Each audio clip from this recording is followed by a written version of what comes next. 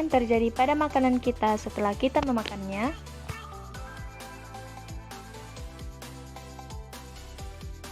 Perjalanan makanan kita dimulai dari mulut. Makanan masuk ke dalam mulut dan dikunyah oleh gigi dan dicampur dengan air liur yang mengandung enzim amilase untuk memecah karbohidrat. Kemudian, makanan menjadi gumpalan makanan yang disebut dengan bulus. Memudahkan penyerapan makanan dan digunakan oleh tubuh. Ketika seseorang menelan, lidah juga memasukkan makanan ke tenggorokan dan ke kerongkongan. Perhentian berikutnya adalah kerongkongan. Kerongkongan menerima makanan dari mulut saat seseorang menelan. Serangkaian kontraksi otot di dalam kerongkongan yang disebut peristaltik mengantarkan makanan ke lambung. Setelah kita menelan, makanan kita mengalir ke dalam tabung ini saat mengalami remasan dan tekanan yang kuat. Sekarang kita berada di lambung. Lambung merupakan organ berongga yang berfungsi untuk menampung makanan saat sedang dicampur dengan enzim lambung. Di lambung, bolus bercampur dengan asam lambung dan enzim pepsin yang memulai pencernaan protein.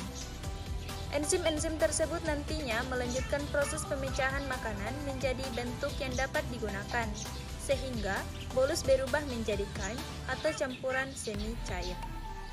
Setelah itu, makanan dipindahkan ke usus halus.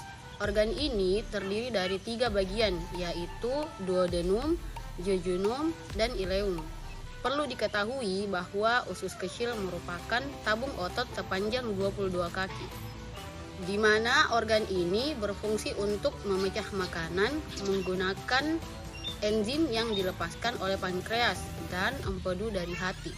Selain itu, gerak peristaltik juga bekerja di organ ini, memindahkan makanan dan mencampurnya dengan cairan pencernaan dari pankreas dan hati. Makanan kita lebih banyak dipecah di usus kecil dan tubuh kita menerima nutrisi dan sisa-sisa yang tidak dicerna bergerak ke usus besar. Ada 3 bagian yang membantu dalam proses ini, yaitu yang pertama hati, yang kedua pankreas, dan yang ketiga kantung empedu.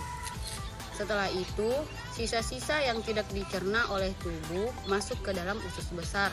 Usus besar memiliki peran yang lebih difokuskan pada penyerapan dan pembentukan feses. Yang tidak dicerna dan mengubahnya menjadi feses. Setelah itu, feses bergerak menuju rektum. Feses masuk ke dalam rektum untuk sementara hingga siap untuk dikeluarkan. Setelah itu, feses keluar dari anus dalam proses yang disebut defekasi.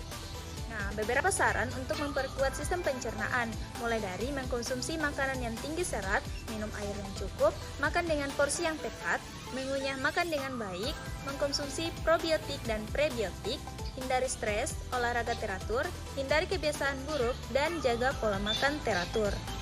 Nah, kesimpulannya adalah sistem pencernaan berperan penting dalam memecah makanan dalam tubuh kita dan memiliki fungsi masing-masing. Perjalanan makanan dimulai dari mulut, esofagus atau kerongkongan, lambung, usus halus, usus besar, rektum, lalu keluar melalui anus.